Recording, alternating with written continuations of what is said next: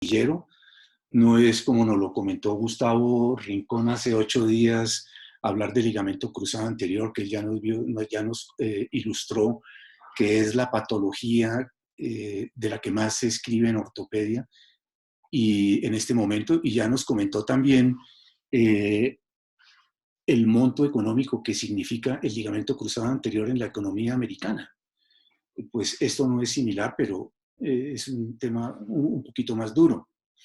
Lo cierto es que la artrosis patelofemoral es una enfermedad prevalente que se presenta en estudios que se han realizado poblacionales en el 24% de las mujeres y el 11% de los hombres mayores de 55 años. Y de estos el 89% se localiza en la faceta lateral de la rótula.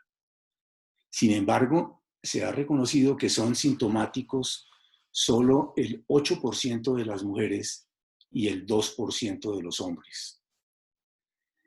Verdaderamente, las enfermedades patelofemorales son un reto diagnóstico porque hay una muy escasa asociación entre lo que son los síntomas clínicos, los signos clínicos que encontramos en el examen físico correlacionados con las imágenes.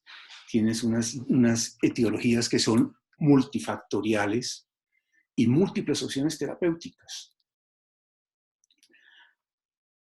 Todos deben conocer, los veteranos, este artículo que me llamó mucho la atención, que fue publicado hace 15 años por este doctor Dresleimer, que asimilaba los problemas y el dolor patelofemoral como a lo que sucedió con la Torre de Babel. Y es que hay una confusión que, si bien ha mejorado mucho, todavía en algunos conceptos clínicos, de imágenes, de estudios para tomar decisiones, esa confusión persiste. La Torre de Babel, ustedes recuerdan, les voy a echar brevemente la historia. En la humanidad, esto aparece en el Génesis, en el capítulo 11. La humanidad hasta ese momento, después del diluvio universal, los descendientes de Noé, Sem, Can y Jafet, se dispersaron por el mundo, comenzaron a dispersarse y estaban en lo que es hoy la Mesopotamia, más o menos donde es Irán, Irak. Y la humanidad hablaba un solo idioma.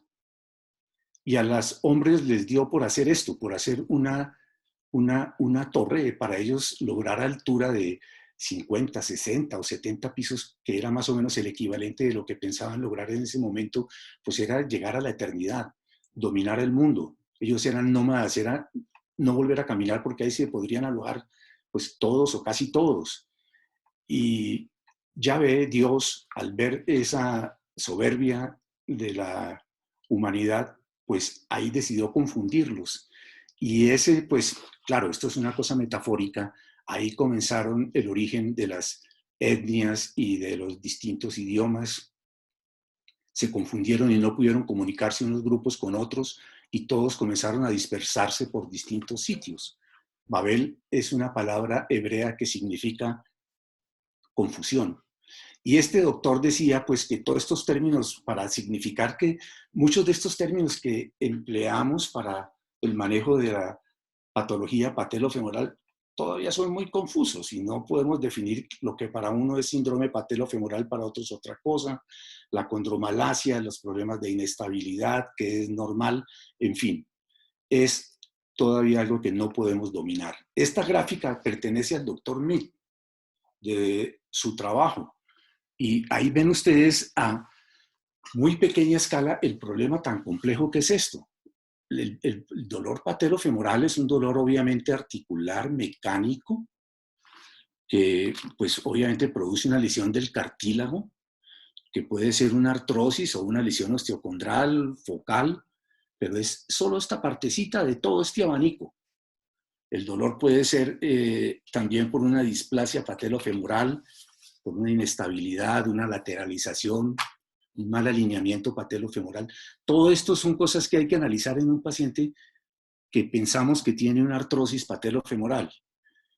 Puede tener lesiones o problemas en los tejidos blandos. Ya sabemos que hay plicas que son patológicas, fibrosis sinoviales, sinovitis, imbalances musculares, problemas tendinosos en el tendón del cuádriceps y en el tendón rotuliano.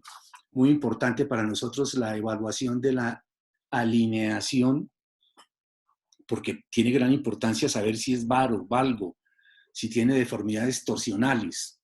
En fin, es un problema que enfocarlo tiene muchos factores que se tienen que analizar para poder llegar a un diagnóstico y a un manejo preciso.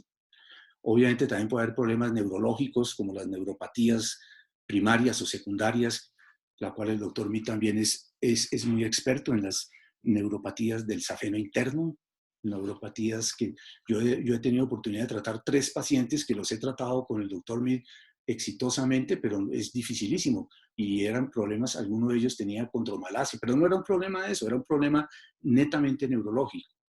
Problemas vasculares, de hipertensión, problemas de síndrome doloroso regional complejo, que también pueden afectar la articulación patelofemoral. Eso por hablar de los problemas articulares, pero también hay extraarticulares que tenemos siempre que tener en cuenta, aún en pacientes que pensamos que son pacientes con artrosis patelofemoral. Son los dolores referidos por compresiones radiculares o por patología de las caderas. Debemos recordar siempre que la cadera puede doler en la rodilla. Aunque ha habido una mejoría significativa en las imágenes diagnósticas que nos han hecho ser más precisos, no solo las radiografías sencillas, sino los aportes del ATAC para medir la lateralización con los ángulos TT-TG que ya sabemos. La resonancia magnética también es invaluable hoy en día en la localización de las lesiones, la magnitud. Entonces ha sido también una ayuda muy importante para definir el manejo de un paciente con dolor patelofemoral que se lo atribuimos ya después de haber analizado todos estos factores, todos estos multifactores, se lo atribuimos ya a un problema de una artrosis patelofemoral. Entonces tenemos que tener la mente siempre orientada hacia el tratamiento conservador. Tratamiento conservador con nuestro equipo de rehabilitación, de fisioterapia, pues todos los protocolos que existen de fortalecimiento isométrico, estiramiento cuando hay lugar, las terapias antiinflamatorias con corriente termoeléctrica, galvánica, es decir, yo no soy experto en eso, pero son factores fundamentales que definitivamente pueden mejorar la situación del paciente. Igualmente, pues una reeducación de sus costumbres. Es decir, muchas veces con la fisioterapia en un paciente con una artrosis incipiente, con una reeducación de no hacer ejercicios que demanden estrés en flexión o ejercicios de alto impacto, el paciente puede mejorar y evitarse una cirugía importante. Igual el manejo con braces, que tampoco tengo ninguna experiencia en eso, pero hay artículos y hemos oído terapistas y rehabilitadores hablando de los tapings, con los cuales ellos muestran que hay mejoría sintomática. Yo no tengo ninguna experiencia con eso. Y obviamente el manejo médico que dan los reumatólogos. Entonces, ¿cuándo indicamos una osteotomía anteriorizadora para un paciente con artrosis patelofemoral? Aquí comienza ya un problema como el que mencionábamos de la Torre de Babel, y es que nosotros comenzábamos indicando esto o indicamos esto en pacientes jóvenes que no responden al manejo conservador durante 6 meses. Y sobre todo lo consideramos una alternativa importante para evitar una artroplastia parcial o total. Pero, ¿qué es un paciente joven hoy en día? Eso ha tenido una variación porque, pues, si nos atenemos a la definición etaria que hoy da el Ministerio de Salud, el paciente joven es el paciente menor de 27 años.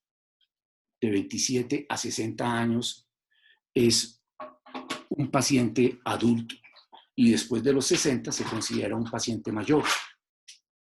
Entonces, un paciente joven sería un paciente menor de 26 años. Son problemas que realmente tenemos que ponernos algún día de acuerdo para definir eso, indicando una cirugía. La cirugía anteriorizadora, esto es una gráfica antiquísima y ese concepto no ha cambiado nada, es un concepto mecánico.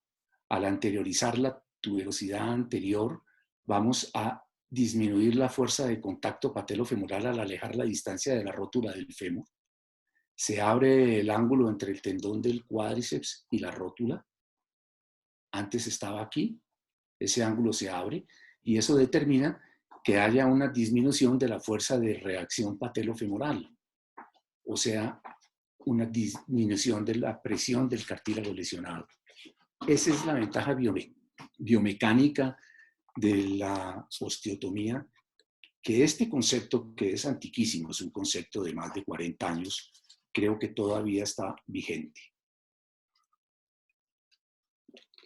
Digamos, este es un recuento cronológico de lo que han sido las osteotomías de las tuberosidades anteriores.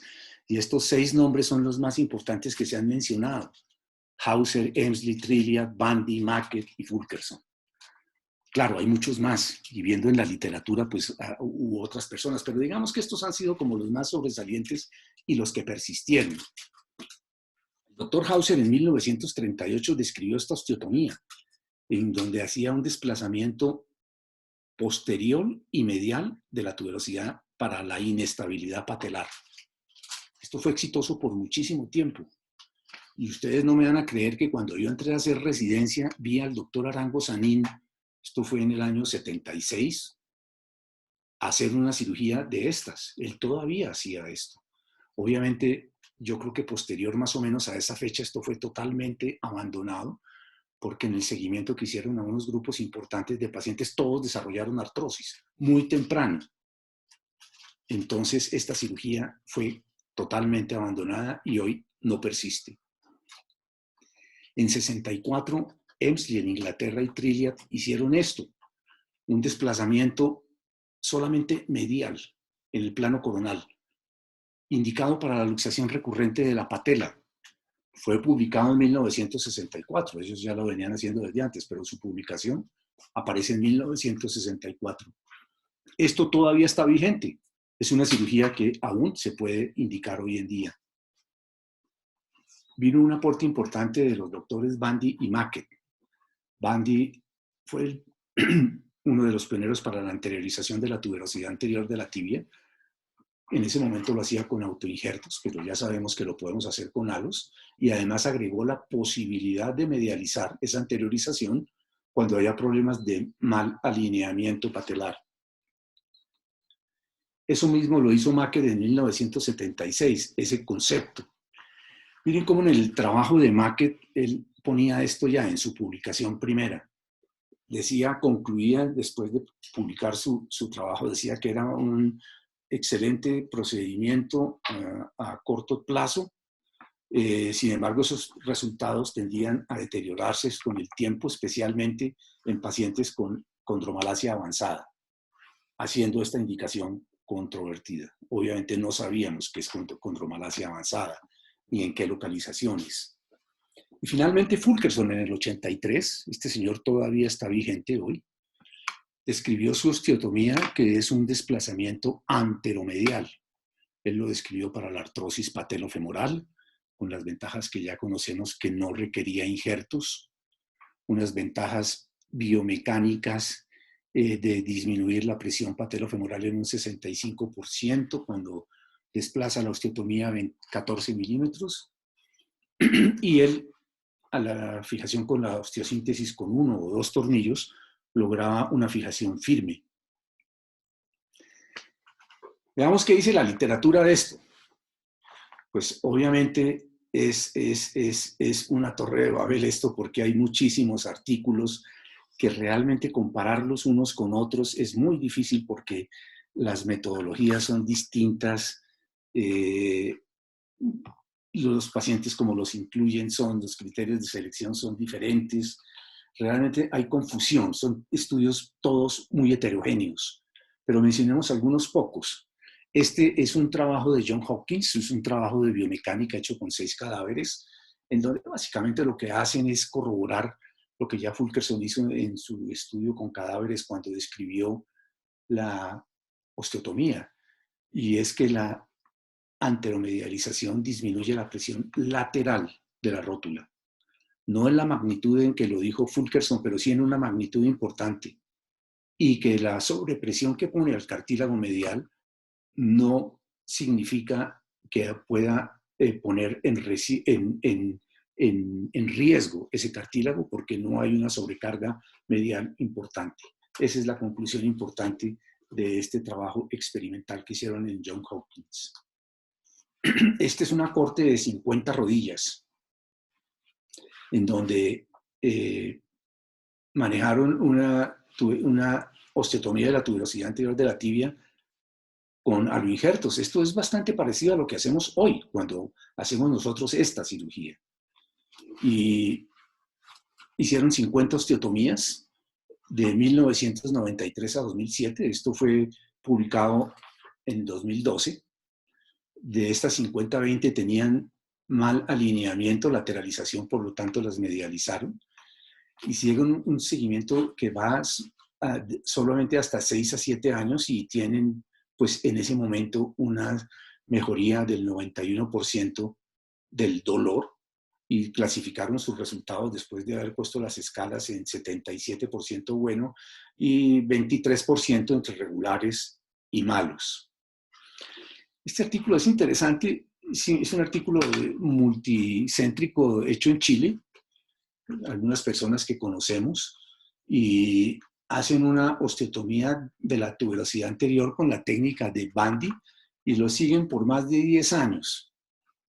Aquí lo importante es que ellos mencionan lo que ya vimos en el artículo original precisamente de Bandy, es que a los 5 años tenían 85% de buenos resultados y a los 10 años se les bajaron a 61%. Regulares 10 subieron a 14 y malos 5 subieron a 25. Es decir, en 10 años el 40% de los pacientes tenían ya entre regulares y malos resultados, un deterioro progresivo.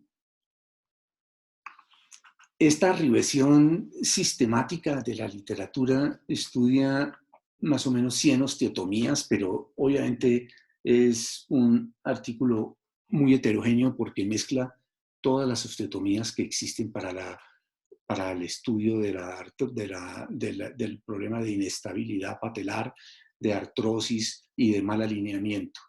Mezcla todos los estudios. Concluye que la osteotomía más realizada es la osteotomía para la inestabilidad patelar. Seguida es casi como el 80% de las osteotomías son para inestabilidad patelar. Seguida posteriormente para las osteotomías por pacientes con artrosis patelofemoral. Menciona pues obviamente en este artículo la posibilidad, como sabemos, de anteriorizar, medializar, ascender, descender, la osteotomía de acuerdo a los requerimientos, pero realmente son trabajos que son difíciles de comparar porque primero son muchas técnicas y digamos los desenlaces sí pueden ser parecidos, de buenos resultados en un 80%, pero no se pueden comparar fácilmente por la heterogeneidad de los estudios. Este es otro informe de preservación de osteotomías para salvar artrosis patelofemoral. Y aquí menciona todas las osteotomías que hay. Por ejemplo, la anteromedialización de Fulkerson. También la fasectomía patelofemoral lateral que hacen cuando los pacientes tienen osteofitos laterales. Y pues igual, sin criterios que puedan compararse, mencionan, por ejemplo, que la osteotomía de Fulkerson tiene unos excelentes resultados en pacientes jóvenes con artrosis laterales y en el polo inferior de la rótula. Este artículo menciona una cosa que antes veíamos con mucha frecuencia y ahora, como hemos dejado de hacer tanto estas osteotomías, ya no se nos presenta, y es que previene en ese artículo la importancia de no medializar un paciente cuando no toca o de no sobremedializarlo cuando está lateralizado y se nos va la mano en la medialización. Antes veíamos con alguna frecuencia estos pacientes post cirugía y era artrosis patelofemorales mediales iatrogénicas por pacientes que habían sido exageradamente medializados o habían sido medializados cuando no tenían una indicación de hacerlo.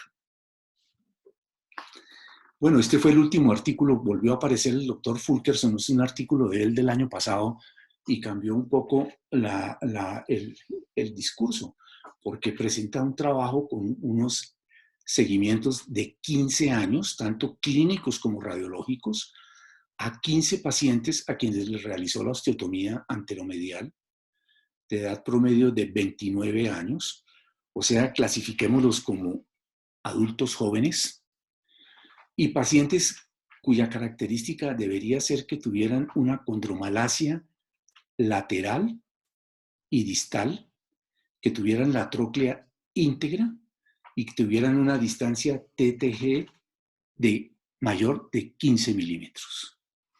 Esas son las condiciones que él tiene hoy para hacer una osteotomía de Fulkerson, hoy. Y sus resultados con esos 15 pacientes son satisfactorios en un 94%. Dice que 53% de ellos retornaron a la actividad deportiva y que hasta el momento ninguno ha tenido necesidad de una artroplastia. Digamos, la recomendación entonces es que esos pacientes idealmente deben tener máximo una artrosis tipo 2 para poder indicar la osteotomía de Fulkerson y para poder que sea garantizadamente o mayoritariamente exitosa. Y obviamente tiene que estar lateralizado con una mayor de 15 milímetros. Dice que cuando tienen pacientes con artrosis mayores, pues obviamente los resultados son menos satisfactorios. Y los pacientes con lesiones en la tróclea, pues tienen resultados menos satisfactorios. Y que obviamente también están contraindicados en pacientes que no tienen mal alineamiento, que tienen unas distancias TTG menores de 15 milímetros. No debe hacerse una osteotomía de Fulkerson. Ese es el concepto del doctor Fulkerson hoy, 2019. Bueno, yo quería mostrarles este artículo que es más una curiosidad que otra cosa, porque este artículo fue hecho en la Fundación Santa Fe. Estoy completamente seguro que hoy no pasaríamos el corte del Comité de Credenciales y Publicaciones, pero en esa época lo logramos presentar, lo hizo el doctor Camilo Parada también. En ese se revisaron 32 osteotomías realizadas a 29 pacientes, osteotomías de Fulkerson, realizadas en la fundación. No solamente, pues yo hice quizás la mayoría, pero también hay osteotomías que hizo el doctor Mauricio Morales y el doctor Camilo Vélez. De paso, el doctor Vélez fue la primera persona que en la fundación hizo una osteotomía de Fulkerson. Tuvimos como criterio un seguimiento mínimo de 2 años, pacientes jóvenes, pero mire, eran, digamos, adultos jóvenes. Justamente significaría adultos jóvenes a lo que les mencioné de lo que es la clasificación del Ministerio de Salud hoy, porque considerábamos pacientes jóvenes los menores de 60 años. Acuérdense que en esa época, hace 16 o 20 años, éramos muy estrictos en que un reemplazo articular de rodilla, el paciente si era extremadamente joven, debía tener 65 años. Entonces, un paciente de 55, 57 años, no lo veíamos con buenos ojos para un reemplazo total de la rodilla. Yo creo que ese concepto ha cambiado mucho hoy. Sin que haya una cuestión puntual, pues yo sí creo que hoy en día somos un poco más flexibles en ese concepto. Dolor persistente que no hubiera mejorado con el manejo médico. La clasificación la hacíamos pues, radiológica y en el momento de la evaluación artroscópica por la clasificación de Autet-Bridge, algún grado de mal alineamiento. Todos los pacientes con evaluación artroscópica. Bueno, esta es la técnica quirúrgica que muchos ya conocen, una incisión parapatelar, exponiendo la metáfisis proximal de la tibia e identificando plenamente los bordes internos y externos del tendón rotuliano. Con esas brocas pues hacemos la perforación de la cortical interna a la externa y la inclinación que le damos al cincel de acuerdo al grado que queramos desplazar anteriormente la tuberosidad. Y se fija con 2 tornillos. En ese momento mayoritariamente le poníamos arandelas, pero esta es la representación gráfica del corte. Los resultados igual fueron en ese entonces construimos la escala de Lindholm, fue la que usamos, y encontramos 78% de buenos resultados y más o menos 21%, 22% entre regulares y malos. El año pasado, esto no tiene ningún asidero metodológico, por supuesto, simplemente yo logré nuevamente contactar 19 pacientes, unos presenciales y otros telefónicos, a ver cómo les había ido con eso, porque ya había pasado un tiempo muy significativo. Y 15 mujeres, 4 hombres que logré contactar y actualmente están sin artroplastia, o hasta noviembre del año pasado, 13 pacientes, 14 osteotomías, o sea que de esos 19 pacientes que logré contactar, el 64% aún están sin una artroplastia total, y con la artroplasia están 6 pacientes, 8 osteotomías, hay 2 bilaterales, y el tiempo de seguimiento de estos pacientes era de 19.4 años.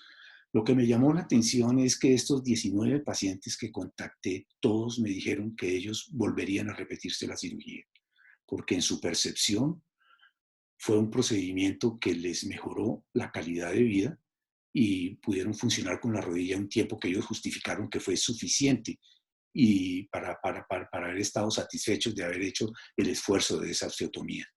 Obviamente eran casos un poco avanzados. Les voy a mostrar unos pocos casos para no sobrepesar mucho esto. Esta es una paciente de 46 años, en el año 2001. Pues yo digo que hoy en día de golpe mucho de esto, pero estaban con una artrosis avanzada. Esta paciente le hicimos un Fulkerson, aunque tenía ya unos afilamientos de la espina tibial y todo eso razonablemente conservadas, los espacios femorotibiales. Y esta paciente, esta es su radiografía de control 17 años después de esa osteotomía de Fulkerson. Obviamente tiene una artrosis patelofemoral grado 4 o grado 5, el que quieran, es muy avanzada, pero la paciente está contenta. Está, pues, digamos, satisfecha, funciona bien. Y ella no tiene, de momento, no considera la posibilidad de una artroplastia total de rodilla. Esta es una paciente sorprendente, tiene además de un mal alineamiento, una artrosis patelofemoral, y esta era su imagen. Este es el desgaste grado 4, que uno diría, oye, si yo veo esto hoy en día, probablemente yo no le voy a hacer una osteotomía a esta paciente, yo creo que le voy a hacer pues una artroplastia patelofemoral o una artroplastia total de rodilla. Esa discusión no la vamos a dar aquí ahorita. En el 2001, cuando ella tenía 42 años, le hicimos un Fulkerson. Y esta es su imagen del año pasado, de octubre del año pasado. Yo la vi en control y accedió a que le pudiera hacer una radiografía para este comentario. Obviamente ya tiene una artrosis mucho más avanzada en el lado derecho, en el espacio femorotibial medial, pero ella me dice, es lo que ella me dice, que está prácticamente asintomática, solamente con dolor cuando hace estrés en flexión de la rodilla, sube mucho, baja muchas escaleras, pero que tampoco contempla la posibilidad de una artroplastia total. Hoy tiene 60 años y lleva 18 de operada. Esta es una dramática artrosis patelofemoral igual. Hace 20 años se le hizo un Fulkerson. Esta señora no vive en Colombia, ella vive en Estados Unidos. Yo hablé con ella hace unos meses y no logré que me lo enviara una radiografía, pero esta es la última que tenía de ella. Todas estas imágenes, con excepción de una que les voy a mostrar, están en los archivos de la Fundación. Todas estas son radiografías de la Fundación Santa Fe. Estos son pacientes manejados allá. Esta paciente razonablemente, pues con una artrosis muy avanzada, razonablemente bien funcionalmente, no contempla tampoco para nada ella vive en Estados Unidos y de momento dice que no. Esta paciente la conocen muchos pacientes, muchos de los residentes. Es una, en este momento era una joven señora de 41 años, en el año 95, con una artrosis patelofemoral aislada bilateral. El doctor Mauricio Morales en el 95, en 1995, le hizo este maquet. Miren lo que era un maquet de la época antigua, como él describió la cirugía, con una osteotomía profunda, sin ningún tipo de material de osteosíntesis. Un año después, a los 42 años, yo le hice una osteotomía de Fulkerson. Esto es a los 17 años de seguimiento, cuando ella ya tenía 59 años. En el año 2013 ya tiene una artrosis patelofemoral bilateral, ya lleva 17 años de operada y tiene 59 años. Curiosamente, la primera rodilla que hubo que operarle es la que radiológicamente no se veía tan desgastada, a la izquierda, o sea, la del Fulkerson. Hace 5 años se le hizo este reemplazo de rodilla, y la del maquet que le hizo Mauricio en el 95, 23 años después, el año pasado, se convirtió en una artroplastia total de la rodilla. Otra paciente con una artrosis patelofemoral izquierda con un Fulkerson, y 16 años después también se convierte a una artroplastia. Estas fueron de las que se convirtieron. Estas pacientes es la que tal vez les menciono que los archivos no están en la radiografía, en la fundación, perdón. En el 97, a los 50 años, se le hizo esta artrosis, esta osteotomía Fulkerson, perdón, en el lado izquierdo. Hubo que sacarle la osteosíntesis muy rápido. En el 98, a los 51 años, en el otro lado. Su evolución a una franca artrosis tricompartimental. Esta paciente la operó el doctor Carlos Uribe, le hizo las artroplastias en el 16, 19 años después de esa osteotomía, y en el 17, 19 años. Esta mujer, yo tengo contacto con ella muy frecuente, es una mujer muy importante en el mundo de la cultura, tremendamente activa, y ella es la que con mayor énfasis me dijo que esa osteotomía le cambió la vida y le permitió a ella casi por 20 años haber sido muy activa en su vida laboral, que obviamente era una persona del mundo de la cultura, pero tenía que organizar conciertos, vivía caminando, en fin, y logró desenvolverse bien de esa manera. Este fue el último Fulkerson que yo hice. Este es un paciente de 44 años del 2011, tenía esta artrosis en la rodilla derecha. Le hice una osteotomía de Fulkerson y este paciente hizo una fractura patológica. La cirugía fue en agosto y la fractura fue en octubre. Se le hizo un manejo médico y no tuvo ningún problema de consolidación. Y esta es una radiografía del año pasado, 8 años de seguimiento, y este señor está totalmente asintomático de su artrosis patelofemoral. ¿Por qué dejé de hacer osteotomía de Fulkerson? La verdad, como comentamos, y creo que esto será motivo de un análisis profundo que no haremos hoy, yo creo que las indicaciones han cambiado un poco hoy en día. Yo creo que el advenimiento o la popularización de la artroplastia patelofemoral, que yo sé que nosotros no hacemos. Yo tengo experiencia solamente con una que hice con el doctor Gustavo Rincón y realmente nos fue muy bien, pero no es más los pacientes que hemos operado en la fundación. No he visto que se haga esa cirugía mayoritariamente, pero es una opción para estos pacientes mayores de 50, 55, 60 años, que antes los clasificábamos como posibles candidatos a una osteotomía. Hoy ya no se las hacemos. En pacientes jóvenes estamos haciendo pues la osteotomía de anteriorización pura, como este caso, por ejemplo, una paciente de 30 y pico que le hacemos una osteotomía anteromedializadora, un poquito lateralizada a la rodilla y con un excelente resultado. Este es un paciente, pues ya vemos la lesión que tiene, una lesión contral focal, una artrosis patelofemoral, paciente de 32 años, muy bien caracterizada su lesión en una resonancia magnética, un excelente candidato para hacerle pues simplemente una osteotomía de maquet, pero ya obviamente no como las que hacía, como las que hizo Mauricio Morales en 1995, sino serían unas osteotomías mucho más pequeñas y fijadas con un material de osteosíntesis y con un aloinjerto tipo Maquet con el que funcionan divinamente. Esta es la radiografía posoperatoria. Muy importante este concepto, y es que cuando logramos que muchas veces sucede, por fortuna, que no haya lesión de la cortical, realmente yo pienso que un solo tornillo es suficiente. Como se ve aquí, esta es la imagen quirúrgica de este paciente. Con un solo tornillo, pues ese es suficiente y estable, y este paciente de 33 años evoluciona perfectamente. Bueno, yo no puedo dejar de presentar a este paciente porque esta es una charla entre amigos y esto es una anécdota mía. Es simplemente un caso anecdótico, pueda que no tenga mucho que ver con esto. Esta es una paciente de 35 años que yo operé en noviembre de 2017. Si ustedes observan aquí, esta es la radiografía, esta paciente tenía un poquito de mal alineamiento, tenía sensación de subluxación de la patela y una condromalacia en el polo, en la superficie externa de la rótula, grado 1 o 2. Entonces yo le hice una anteromedialización con un aloinjerto.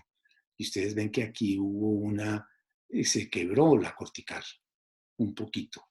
Bueno, no voy a presentar obviamente ni la radiografía de antes. Esta paciente, un año después, tenía una pseudoartrosis de la tuberosidad anterior de la tibia. Esta es su imagen, sintomática, dolorosa. Yo percibía que ustedes ven que había alguna imagen radiolúcida alrededor del tornillo. Yo percibía que esa tuberosidad anterior se movía algo. Obviamente yo le expresé a la señora que tenía que volver a operarla, pues tenía que ponerle otro tornillo, reavivar eso y de golpe, pues si fuera necesario, un poco de injertos. A lo cual no tuvo objeción, la única que ella no vivía aquí, vivía en España. Y simplemente yo, por pura curiosidad, le dije, mire, allá en España son los adalides de una cosa que se llaman los factores de crecimiento plaquetarios en Barcelona, de donde es usted. Usted vaya y póngase eso allá a ver qué pasa. Pues ella me urgió para que ella averiguó que eso se hacía aquí en Colombia también. Yo la verdad no tengo aún experiencia en manejar factores de crecimiento para este tipo de patología.